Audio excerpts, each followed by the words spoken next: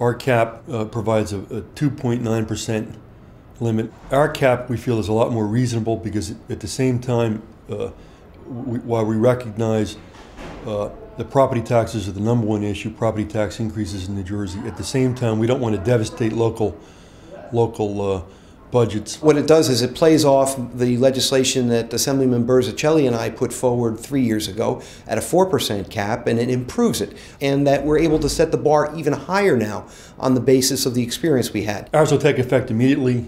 It will provide relief right away to the various towns and municipalities.